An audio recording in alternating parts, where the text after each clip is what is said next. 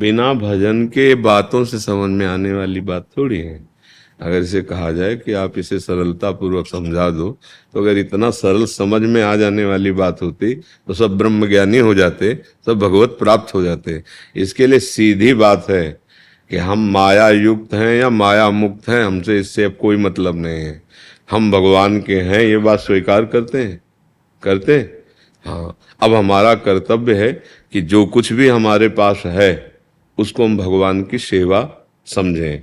पदार्थ, वस्तु, व्यक्ति, स्थान, जो भी, पति, पुत्र, परिवार, ये भगवान हमें सेवा रूप में प्राप्त हुए हैं। यही जानने के लिए उत्तर है ये, कि इसको तुम सरलता पूर्वक जान जाओ। सबको भगवत भाव से, जो भी तुम्हारे संबंध में, शरीर संबंध में, भाव संबंध में, जो भी वस्तु, व्यक्ति, स्थान है, उसे भगवान की समझ के भगवान की सेवा में लगाते हुए निरंतर स्मरण का प्रयास करो। राधा राधा राधा राधा, राधा वल्लभ श्री हरिवंश, राधा वल्लभ श्री हरिवंश, तो आप जान जाओगे। क्योंकि ये बात केवल आप ही जना सकते हैं, आपको बातों से समझ में नहीं आ सकती। सोई जाने जेहि देव जनाई, और जानत तुम्हें तुम्हें हो जाए। लच्छेदार भाषण दे के या भाषण सुन के कोई ब्रह्मज्ञानी नहीं हो जाता। नाम आत्मा प्रवचने न लभ्या, प्रवचन करने मात्र से कोई ब्रह्मबोध संपन्न महापुरुष नहीं हो जाता। तो इतना केवल सुन लेने से जीव और ब्रह्म के भेद को, या हम क्यों माया में कैसे फंसे, नहीं जान जाओगे। उसके लिए क्या है, मामे वे प्रपद्यन्ते माया में ताम तरंतिते। हे भगवान, आप जैसे हो मुझे पता नहीं, मैं कैसा हूं आपको पता है, मैं जैसा भी हूं आपका हूं, और राधा राधा राधा राधा राधा, तो बात समझ में आ जाएगी। केवल बातों से ये समझ में नहीं आने वाला, क्योंकि ना तुम अपने को जानती हो ना भगवान को जानती हो। भाई हम तब तो जानने की बातों में तब आवे जब हमें कुछ भी पता हो। ना हम अपने को जानते हो, ना जिसको जानना चाहते हो उसको जानते हैं, क्योंकि हम अपने को देह मानते हैं। ईमानदारी से, सच्चाई से देखो, मतलब इसमें ज्यादा तर्क वितर्क करने की जरूरत नहीं। हम जब शीशा देखते हैं, तिलक लगाते हैं, तो हम किसको लगाते हैं तिलक? अपने को लगाते हैं या अपने मस्तक में लगाते हैं? उस समय ज्ञान क्या होता है? असलियत में देखना, हम अपने को देखते हैं, नहीं देखते ना। इसी का नाम अज्ञान है, इसी का नाम देहाभिमान है। देहाभिमानी अज्ञानी ना तो भगवान को जानता है, ना अपने स्वरूप को जानता है। इसी अज्ञान के मिटाने के लिए भगवान की शरण होकर भजन किया जाता है। जब कोई राधा बाबा से ऐसे प्रश्न करता तो पूछते थे, कितने लाख नाम जपते हो? बोले जाओ, आज से 1 लाख नाम, पहले 1 महीना जपो, फिर हमारे सामने हो, फिर हम देखेंगे, फिर 1 लाख नाम जप करो, फिर हम देखेंगे, फिर तुम्हें उत्तर देंगे। क्योंकि तब तुम समझ पाओगे भगवत बुद्धि का जो स्वरूपानुभव की तरफ गति होती है, उसको समझ पाओगे। ये एक ऐसा स्वप्न है संसार, जिसका आज तक कोई निराकरण नहीं है, कोई निराकरण नहीं। स्वप्न का कोई निराकरण होता है? लड्डू बेसन के थे, घी पड़े हुए थे, मीठे थे, सब कुछ था, लेकिन जब जगे तो यार एक बूंद नहीं, एक लड्डू की बूंदी भी नहीं, कुछ भी नहीं। और पूरा स्वप्न में देख डाला कि बढ़िया लड्डू बनाए, फिर भोग भी लगाए, और फिर पाया भी, और फिर सब कुछ नहीं आया पेट में, ना इतना आया ना जबान में आया। बिल्कुल ऐसे ही चल रहा है, ऐसे ही चल रहा है। हम एक स्वप्न में फंस गए। कौन से स्वप्न में फंस गए? मोह में। मोह अज्ञान, अज्ञान अपना भ्रम, अपना भ्रम स्वयं का। कैसे? गोस्वामी जी ने बहुत सुंदर कहा है, बंध्यो कीर मरकट की नाई। जीव का बंधन कैसा है? बोले बंदर और तोता की तरह बंध गया। जैसे तोता बांधने वाले आते हैं तो ऐसे एक पोला, और रस्सी में ऐसे पोला, जैसे पंखा घुमाने वाला होता है ना, ऐसे पोल कर दिया, और उसमें लासा लगा दिया, चिपकने वाली चीज, और दाना रख दिया। तोता आके उस पर दाने के लोभ से जे भी बैठा से घूम गया वो, क्योंकि पोला है ना। अब घूम गया, वो सोचता अगर मैंने छोड़ दिया तो मरा, और अगर वो छोड़ दे तो मुक्त हो जाए। अब वो छोड़ता नहीं है, और वो बंधन में आ जाता है बहेलिया के। ऐसे ही बंदर, जैसे सुराही है, और उसमें अंदर छुआरे भर दिए, चने भर दिए, और वो इतना लोभी है कि ऐसे डाला और मुट्ठी कस के बांध ली, और वो कम मार्ग होने के कारण मुट्ठी निकल नहीं। अब वो बार बार परेशान होता, मुझे किसी ने पकड़ लिया। अगर वो प्रलोभन छोड़ दे तो वो मुक्त ही है। ऐसे ही 5 ज्ञानेंद्रियों के द्वारा भोग रूपी सुराही में हमने डाल दिया हाथ, मन के सहित। अब हम कह रहे हैं हमको माया ने बांध लिया है, हम इसके बिना नहीं जी सकते, हम इसके बिना नहीं जी सकते, हम इसके बिना नहीं जी सकते। ये असर हमारे मोह का हमारे ऊपर पड़ने लगा।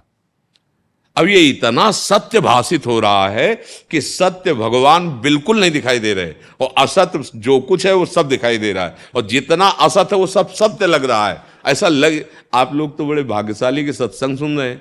सैकड़ों हजारों लाखों घड़े रख देने पर, जैसे चंद्रमा का प्रतिबिंब या सूर्य का प्रतिबिंब लाखों पड़ सकते हैं, पर सूर्य चंद्र लाखों नहीं हो सकते, ऐसे ये घड़े हैं शरीर, पांच भौतिक घड़े हैं। इनमें एक ही गोविंद, एक ही परमात्मा वो भास रहा है, एक ही है, हजार नहीं है।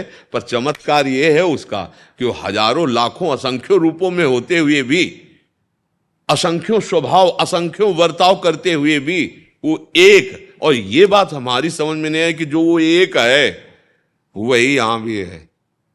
एक 10 आदमी जो है नाव से उतरे तो बोले यार गिन लो कोई कम तो नहीं हुआ, तो बोले 1 2 3 4 5 6 7 8 9, यार एक कम है। बोले तुम गिन लो, तो बोले 1 2 3 4 5, सबने कहा कम है। तो जो नाविक था उसने कहा भैया कम नहीं है, आप अपने से शुरू करो। तब 10 हो गए। तो बस हम अपने को पहले जाने, अपने को समझे, अपने को हम भूल गए। नाम कोई जीव है, नाम कोई स्त्री है, नाम कोई पुरुष है, हम भगवान के भगवत स्वरूप हैं। इस बात को भूल करके संसार में ऐसे बहते चले जा रहे हैं। आज एक कामना पूर्ण हो जाएगी, 2 खड़ी हो जाएंगे, लेकिन ऐसे को जैसे 100-200 ग्राम आपको सोना दे दें और आप सोचो हम तृप्त हो जाएंगे, नहीं होंगे। फिर और 1 किलो की आवश्यकता होगी, फिर 5 किलो की आवश्यकता होगी। अगर पारसमणि दे दे तो तृप्त हो जाओगे, क्योंकि पारसमणि से आप पहाड़ लगा सकते हो सोने का। तो जिसने समस्त विश्व ब्रह्मांड को बनाया, अगर वो भगवान मिल जाए तो फिर प्राप्त करना बाकी क्या रह जाएगा। ये संत जन देते हैं, संत भगवान का नाम, भगवान का आश्रय देते हैं। तो आप कृपा करके समझ लो, ना कोई फंसा है और ना किसी को मुक्त होना है। ये बात समझ में नहीं आएगी, पहले हम कह रहे हैं, ना कोई फंसा है, ना कोई मुक्त हुआ है। जैसे स्वप्न में आदमी जेल में बंद जाए और वो मुक्त होने के लिए प्रार्थना करे, तो आप चाहे अनुष्ठान बैठाल दो और आप चाहे जितना रुपया घूस दे दो, वो मुक्त नहीं हो सकता। कब तक? जब तक जगा नहीं दोगे। समझ रहे? ऐसे ही देह भाव में इतना हम फंस गए हैं प्यारे, और ये छूटेगा। और सबको, गांव के एक आदमी से पूछ लो तो एक एक भैया 4 दिन की जिंदगी, मर के जाना है, कुछ साथ नहीं ले जाना, तो फिर कुकर्म का कर रहा है, पाप कर्म का कर रहा है, फिर सत मार्ग में क्यों नहीं चल रहा, भगवत चिंतन क्यों नहीं कर रहा, दूसरों के सुख वाली बात क्यों नहीं कर रहा, इतना नीच आचरण में क्यों उतरता चला जा रहा है। तो जो ज्ञान है ना, उसका प्रयोग नहीं हो रहा है और हम फंसते चले जा रहे हैं। सच्ची मानिए, एक भगवान के सिवा दूसरा कोई नहीं है। हम तुम सब उसी सूर्य की किरणें हैं, उसी समुद्र की लहरें हैं। अगर वायु विकार खत्म तो लहर भी समुद्र ही हो गई। और ये तब तक खत्म नहीं होगा जब तक निरंतर भजन नहीं करोगे।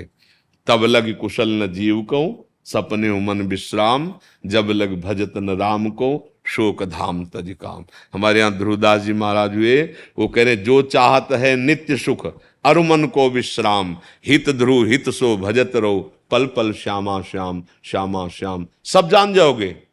अपना स्वरूप किसी इंद्री से नहीं जाना जा सकता, क्योंकि जो हम इंद्रियों से देखते हैं वो दृश्य होता है। हम दृश्य नहीं हैं, हम दृष्टा हैं। तो कोई इंद्री हमें नहीं देख सकती, हम इंद्रियों के द्वारा बाहर का दृश्य देख रहे। जो इंद्रिय और मन से रहित हुआ वो अपने स्वरूप को, अभी तो मन ही में तन्मयता है। मन कहता है ये देख लो, तो हमें लगता है कि अब हमारा आज देखने का ये मन है, तो हम ही देख रहे हैं, हम ही सुन रहे हैं, हम ही भोग रहे हैं। ये बहुत बड़ा ज्ञान है।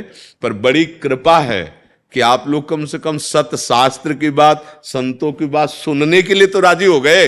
नहीं, माया ना सुनने का टाइम देती है और ना राजी होना देती। अभी अहोभाग्य है कि अभी कलिकाल में ऐसा कुछ अवसर मिल रहा है कि हम भजन कर सकते हैं, हम मुक्त हो सकते हैं। नहीं, आगे आप सच्ची मानना, ना आपको सत्य बात सुनने को मिलेगी और न सत्य मार्ग में चलने वाला कोई मिलेगा। अगर कोई कभी होगा तो गिरिकंदरा में गुफा में छुपा अपने प्राण त्याग देगा, समाज नहीं रह जाएगी। जैसे अभी बढ़ रही ना मदिरा पीना, मांस खाना, व्यभिचार एक मनोरंजन खिलवाड़ हो गया है।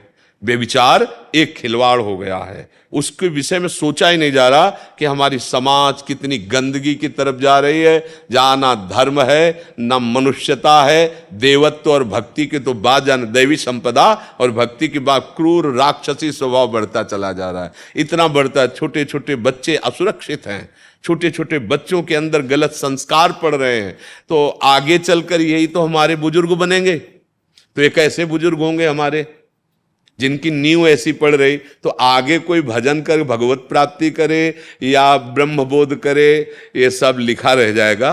कलिकाल का ऐसा प्रबल प्रवाह अभी अवसर है, अभी ऐसे ऐसे महापुरुष संत जन हैं, अभी ऐसी वायु अनुकूल चल रही है कि आप भजन करके मुक्त हो सकते हो। तो ये रहस्य तो भगवान ही अनुभव कराते हैं। या रहस्य रघुनाथ कर बेग न जाने कोई, और जो जाने रघुपति कृपा तो सपने मोह ना होए, ये भगवान ही जनाएंगे। इसलिए उनकी शरण में होकर उनका नाम जप करो, अच्छे आचरण करो।